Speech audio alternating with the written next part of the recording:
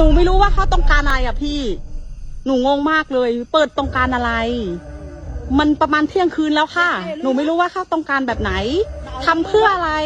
ประชาชนนอนนะคะอันนี้ไม่ใช่พับนะคะอันนี้เป็นสถานที่หมู่บ้านนอนนะคะพี่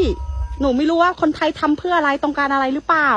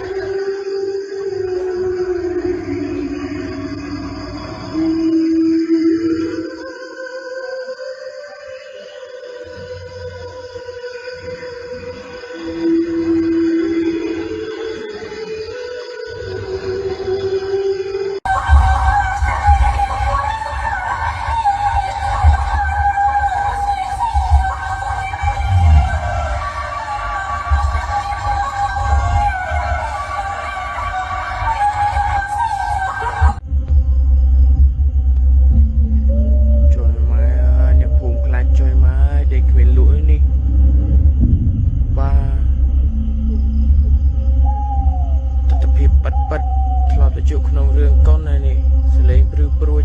เลยใบเตยเลยใบตะมือ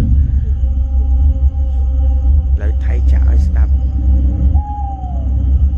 มองจัดปีนดับโยบาย